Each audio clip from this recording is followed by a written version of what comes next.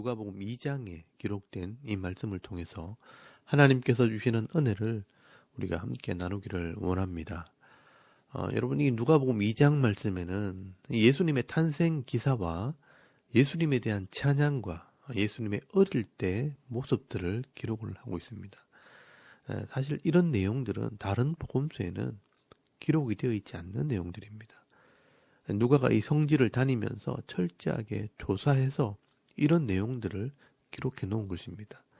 이 예수님의 탄생 기사는 성경에 두 군데만 기록이 되어 있습니다. 마태복음과 누가복음입니다. 이 마태는 유대인의 관점에서 예수님이 이스라엘의 왕으로 오셨다는 것을 기록을 했다면, 이 누가는 이방인의 관점에서 예수님은 지극히 낮은 자의 모습으로 겸손한 메시아로 오셨다는 것을 기록을 하게 됩니다. 누가는 당시 역사적인 상황들을 먼저 기록을 합니다.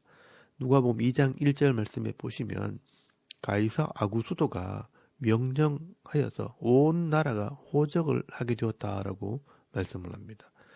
여기 나오는 가이사 아구스토는 아우구스투스 옥타비아누스 로마 황제입니다. 이 옥타비아누스 황제는 BC 27년에서 AD 14년까지 황제로 있었습니다. 특히 이 로마 역사상 최초로 공화정 정치, 즉 귀족들이 돌아가면서 나라를 다스리는 이 민주 정치에서 황제 독재 정치로 바꾼 사람입니다. 그래서 이 옥타비아누스 황제는 이 로마의 시민들에게 신임을 얻기 위해 이 로마를 잘 사는 나라로 만들어 줄 것을 약속하게 됩니다. 그리고 이 로마의 강력한 군대를 동원해서 이 지중해 주위에 있는 이 모든 나라들을 점령하고 그 나라들에서 세금을 거두어 이 로마 시민들에게 부를 안겨주면서 그들의 마음을 빼앗게 됩니다. 그래서 이 당시에 이스라엘도 이 로마 군대를 보내서 점령을 하고 더 많은 세금을 거두기 위해 대대적인 인구조사를 실시하게 됩니다. 그래서 3절 말씀에 보시면 모든 사람이 호적하러 각각 고향으로 돌아가매라고 말씀하는 것은 이 모든 백성들이 자기의 출생지로 돌아가서 출생 확인을 하러 가게 된 것입니다. 요셉과 마리아도 예외는 아니었습니다.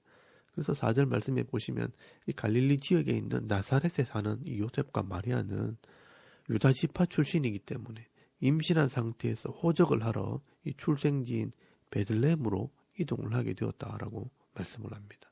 근데 이 많은 사람들이 고향으로 이동을 하다 보니 이 시골에 있는 주막에는 사람들이 가득 차게 되었고, 그때 이 만삭이었던 마리아는 묵을 방을 얻지 못했고 어쩔 수 없이 소와 양떼가 있는 우리간에 머물게 됩니다. 근데 마침 그때 이 마리아는 출산을 하게 된 것입니다.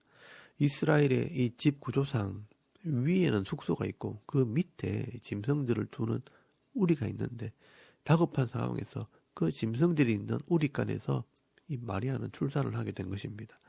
그래서 아기를 강보에 싸서 구유, 이 여물통에 뉘었다라고 말씀을 합니다.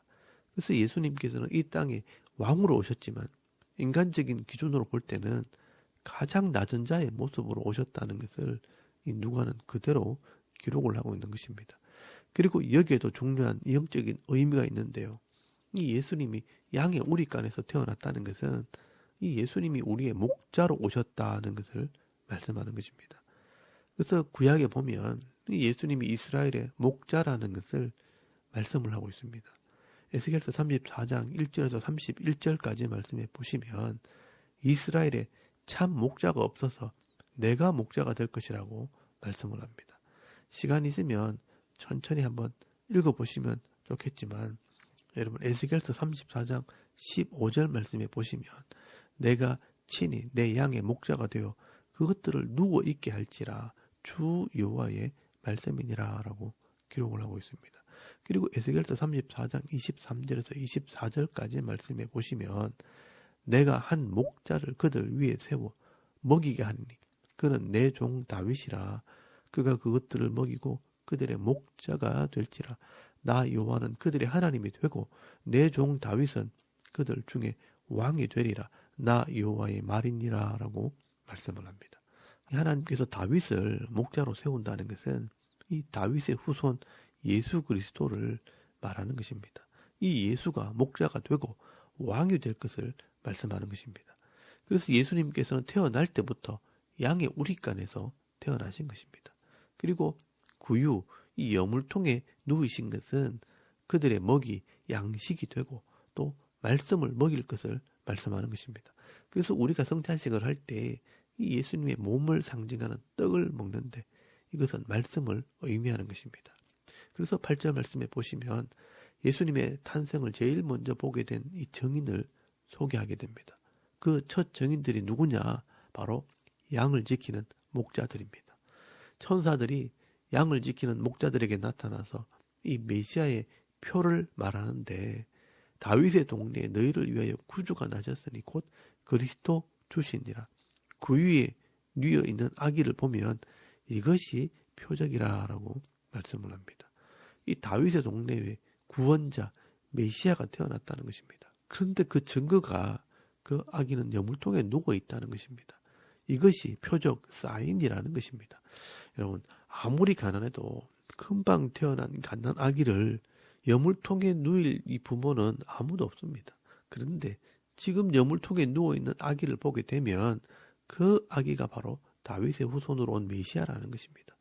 그리고 이 천군 천사들이 찬송하는 이 영적인 모습을 보여주십니다.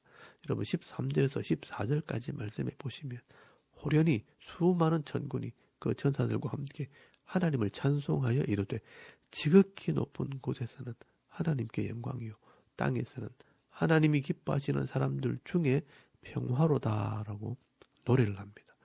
예수님께서는 하나님의 뜻을 이루기 위해 이 땅에 있는 모든 사람들에게 평화를 주러 왔다라고 노래를 합니다. 여러분, 이 예수님의 사역이 하나님께는 영광이 되겠지만 땅에서는 하나님이 기뻐하시는 사람들 중에 평화가 임하게 된다라고 말씀을 합니다. 여러분, 이것이 바로 예수님의 사역입니다. 이 땅에 있는 세상의 왕들은요, 자기만 평화하고 다른 나라들은 짓밟습니다. 힘 있는 나라는요, 약한 나라를 짓밟고 평화라고 말하지만 지배당하는 나라는요, 고통을 겪게 됩니다. 그러나 예수님께서 다스리시는 나라는 하나님의 말씀으로 다스리는 나라이기 때문에 높은 자나 낮은 자나 주인이나 종이나 가진 자나 가난한 자나 모두가 다 평화할 수 있는 그런 나라라고 말씀하는 것입니다. 여러분, 이것이 바로 하나님의 나라요 교회입니다. 모든 사람들이 평화를 누릴 수 있는 곳이 바로 하나님의 나라입니다. 그러므로 우리가 이 땅에서 바른 교회의 기준을 삼을 수 있는 것은 우리 속에 평화가 있는가 하는 것을 살펴보면 되는 것입니다. 우리 가정에, 사람들의 관계 속에, 우리 교회에, 우리 모임 중에 진정한 평화가 있을 때 하나님께서 함께 하시고요. 또 하나님의 은혜가 함께 하는 것입니다. 나만 평안하고 우리 가족만 평화하는 것이 아니라 모든 사람이 다 평화가 되는 그것이 바로 하나님의 나라입니다. 그러므로 하나님을 믿고 예수를 믿는 우리 모임 속에 이런 진정한 평화가 이루어지는 그런 은혜가 있기를 바랍니다. 그리고 15절 말씀에 보시면 이 찬양을 들은 목자들이요, 과연 천사들의 말이 맞는지, 여물통에 누워있는 아기가 있는지 확인을 하러 이 베들레헴을 돌아다니게 됩니다. 여러분, 이 베들레헴이란 동네가 그리 큰 동네가 아닙니다. 시골 구석에 있는 한 마을입니다. 그래서 15절 말씀에 보시면 목자들이 서로 말하되 이제 베들레헴으로 가서 주께서 우리에게 알리신 바 이루어진 일을 보자 하면서 이 아기를 찾으러 돌아다닙니다. 그리고 이 목자들은 금방 이 물통에 누워있는 그 아기를 발견하게 되는데 이 보고 들은 것을 그 부모에게 전하게 될 때 이 마리아와 요셉이 깜짝 놀라게 됩니다. 여러분 18절 말씀에 보시면 이 듣는 자가 다 목자들이 그들에게 말한 것들을 놀랍게 여기되 마리아는 이 모든 말을 마음에 새기어 생각하니라 깊이 생각했다라고 말씀을 합니다. 다른 사람들은 놀라기만 했지만 이 마리아는요 여러 가지 생각을 합니다. 무엇을 생각했느냐? 10달 전에 천사가 한 말이 이루어졌다는 것을 생각을 하게 됩니다. 여러분 누가복음 1장 31절에서 33절까지 말씀해 보시면 이 10달 전에 이 마리아가 임신하기 전에 가브리엘 천사가 나타나서 네가 다윗의 왕위를 이을 구원자를 낳게 될 것이라 라고 말씀을 했는데 갑자기 이 양우리간에서 아기를 낳다 보니 정신이 없었는데 이 목자들의 말을 듣고 이 하나님 말씀이 이루어졌다는 것을 생각을 하게 된 것입니다.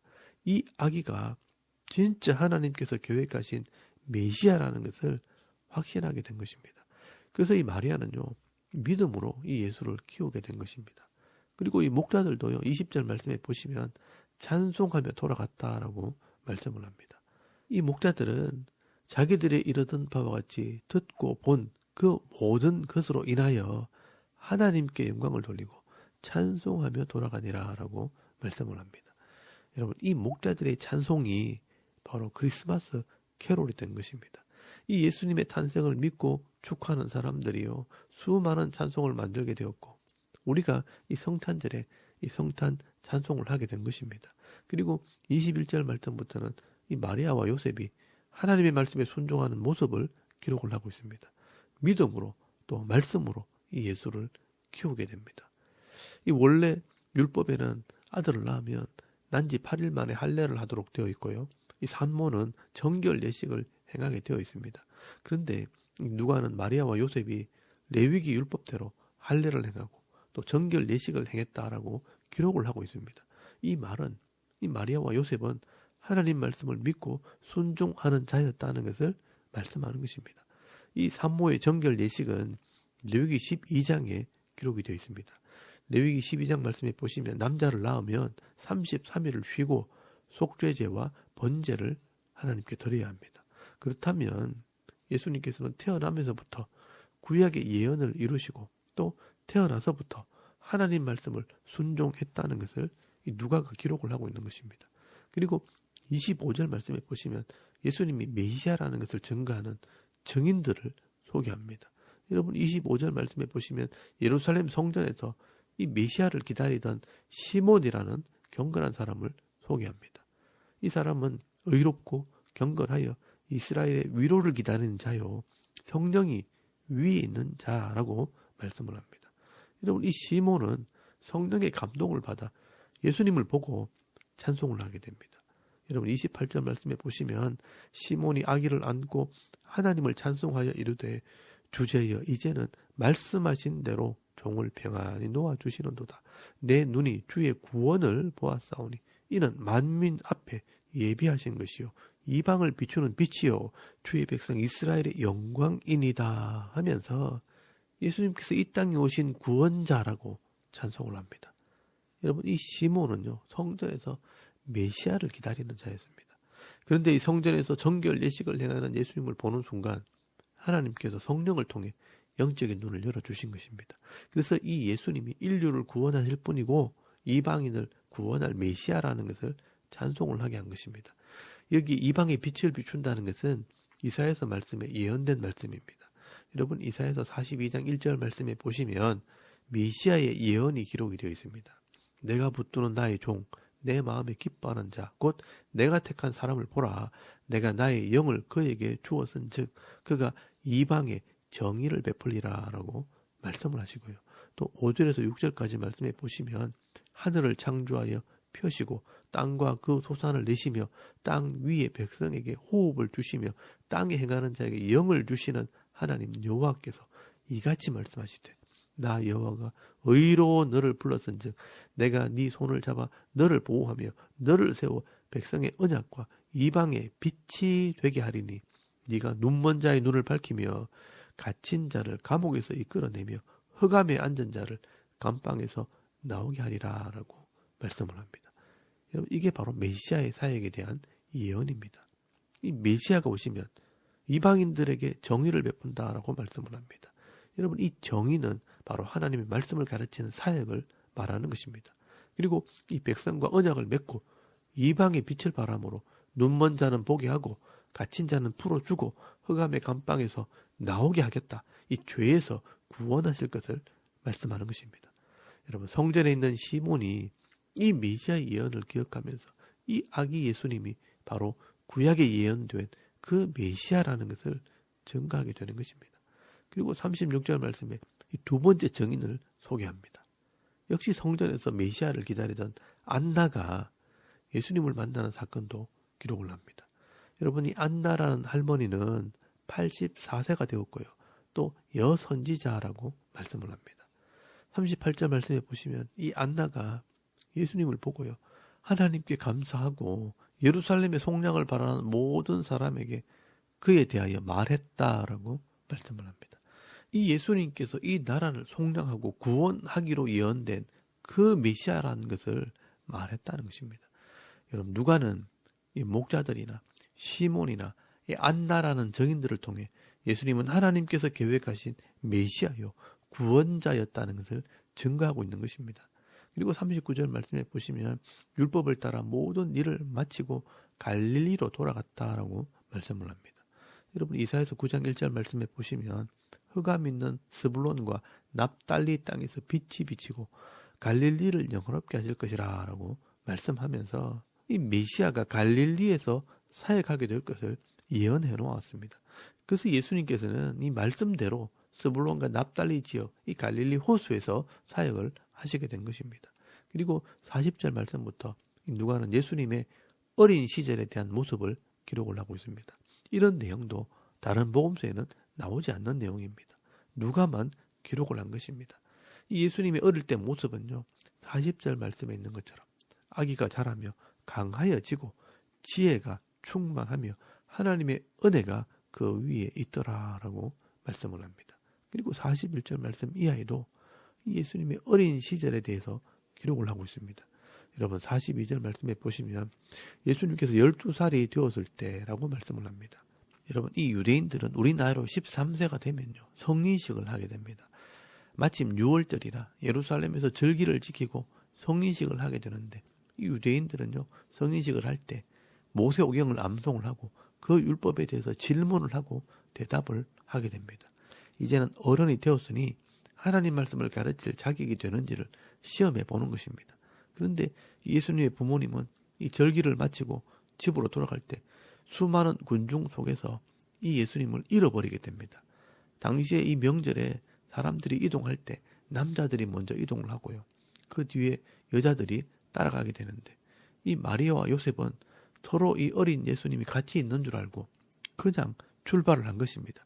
그리고 3일 만에 이 아이가 없어졌다는 것을 알고 예루살렘으로 다시 오게 되는데, 이때 이 성전에서 랍비들과 토론하고 있는 이 예수님을 발견하게 됩니다.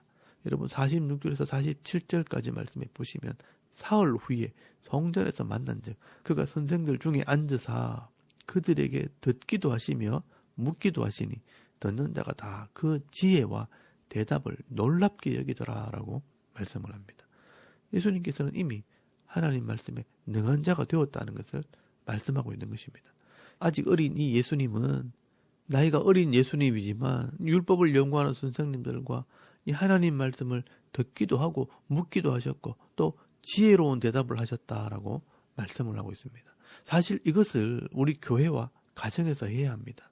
이 설교 시간에는 저는 전하고 가르치기만 하고 여러분은 듣기만 하지 않습니까? 그러나 이 교회에서는요, 듣고 묻고 대답하는 시간이 있어야 합니다. 그래서 이 목사와 이 교사와 이 성도들과 이 학생들이 다 같이 모여서 이 하나님 말씀을 진지하게 듣고 또 모르는 것은 묻고 깨달은 것을 대답하면서 분명한 지식을 가지고 이 신앙생활을 해야 그 사람이 영적으로 자라게 되어 있는 것입니다. 우리가 세상에 살다가 여러 가지 인생의 문제를 만났을 때 하나님께 묻고 또 성경에 물어야 합니다. 그래야 바른 생각을 하고 바른 삶을 살게 되어지는 것입니다. 그런데 인생의 문제를 만났을 때 내 힘으로 해결하려고 하다가 해결이 안 되면 결국 좌절하다가 우울증에 빠질 수 있습니다. 그렇다고 다른 사람을 의지하고 묻고 상담하다가는요, 똑같은 답을 얻게 됩니다. 사람들의 생각이나 경험은 별반 차이가 없기 때문입니다. 그래서 답을 찾지 못하고 서로 위로하고 애써 합리화하면서 고통 속에 그냥 살아가게 되는 것입니다. 그래서 저는 어리석게 사람을 의지하기보다는 하나님께 묻고 또 이 하나님 말씀을 통해 질문을 했습니다. 그래서 하나님께서 주시는 이런 지혜로 인생의 문제를 해결할 때 가장 평안한 삶을 살게 된 것입니다. 이 말씀에 기록된 복을 받게 된 것입니다. 여러분, 그게 평안이고 화평입니다. 그래서 성경에 보면요, 하나님을 경외하는 것이 지혜의 근본이라고 말씀을 합니다. 여러분 이사야서 2장 22절 말씀에 보시면 너희는 인생을 의지하지 말라. 그 호흡은 코에 있나니 새말 가치가 어디 있느냐라고 말씀을 합니다. 여러분 이 이스라엘이라는 나라도 어려운 일을 만날 때마다 애굽을 의지하고 아수르를 의지하고 우상을 의지하다가 결국 애굽 때문에 망하고 아수르 때문에 망하고 우상 때문에 망하게 된 것입니다. 그래서 하나님께서 이 사람을 의지하지 말고 하나님을 의지하고 나를 좀 찾아라. 내게 구하라. 내가 네게 응답하겠고 네가 알지 못하는 크고 비밀한 일도 알게 하리라 라고 말씀하는 것입니다. 여러분 하나님의 제일 어리석은 것도 이 사람의 제일 지혜로운 것보다 낫다라고 말씀을 하고 있습니다. 여러분도 이 인생의 문제를 만날 때마다 하나님께 묻기도 하고 또 깨달은 것을 가르치기도 하면서 하나님을 의지하고 이 말씀을 의지하는 지혜로운 성도, 복 있는 성도들이 다 되실 수 있길 바랍니다. 그리고 예수님께서는 집에 돌아오셔서 51절 말씀에 이 부모님을 받드시더라라고 말씀을 합니다. 이 순종했다, 복종했다라는 뜻입니다. 예수님께서는 30세가 되기 전에 이 부모님의 말씀을 순종하면서 가정을 섬겼다라고 말씀하는 것입니다. 그리고 52절 말씀에는요, 예수는 지혜와 키가 자라가며 하나님과 사람에게 더욱 사랑스러워 가시더라라고 말씀을 합니다. 예수님께서는요, 사람들에게도 하나님께도 더욱 사랑스러워 가셨다, 사랑을 받는 사람이 되었다라고 말씀을 합니다. 사실 이 말 한마디에 예수님의 모습이 다 설명이 됩니다. 미움을 받고 따돌림을 당하고 멸시를 당하고 버림을 당하고 눈총을 받을 수도 있지만 이 예수님이 사랑을 받는 자가 되었다는 말은 말씀대로 사람들을 섬겼다는 것입니다. 예수님께서 레위기 19장에 나오는 율법대로 하나님을 경외하고 부모님을 공경하고 생명을 소중히 여기면서 내 이웃을 내 자신처럼 사랑하고 섬겼다면 당연히 사람들에게 사랑을 받을 수밖에 없는 것입니다. 오늘 이 예수님의 이 삶의 모습을 통해 우리가 교훈을 받기를 원합니다. 오늘 우리도 이 예수님의 모습처럼 하나님을 경외하고 또한 하나님 말씀을 잘 배워서 하나님과 사람에게 더욱 사랑받는 그런 성도들이 다 되실 수 있기를 바랍니다. 누가는 이 예수님의 탄생 기사를 통해 이 예수님께서는 구약에 예언된 이 하나님 말씀을 성취하기 위해 이 땅에 오셨고요. 또 태어나면서부터 이 하나님 말씀을 순종했고 또 자라면서 하나님 말씀으로 지혜롭게 강건하게 자라나셨고 또 이 메시아 사역을 위해 준비하셨다라고 말씀을 하고 있습니다. 오늘 저와 여러분도 하나님께서 주신 이 사명이 있고 직분이 있다면 이 직분과 이 사명 감당하기 전에 하나님 말씀으로 지혜롭게 준비되고 성숙되어서 사람들에게도 하나님께도 사랑을 받고 또 이 땅에서도 귀하게 쓰임받는 저와 여러분의 이런 영적인 삶의 모습이 되실 수 있기를 주의 이름으로 축원합니다. 아멘. 우리 잠깐 기도드리겠습니다. 오늘도 말씀대로 순종하는 하루가 되게 하옵소서. 사람들에게 또 하나님께 사랑받는 성도가 되게 하옵소서. 나라의 평안과 교회의 부흥과 가정의 믿음을 위해서 또 개인의 기도 제목을 따라 기도하고 오늘 하루 삶을 또 시작할 수 있기를 바랍니다. 다 같이 우리 하나님께 한번 기도드리겠습니다. 살아계신 하나님 은혜를 참 감사합니다. 오늘 이 아침 우리가 하나님을 예배하게 하시고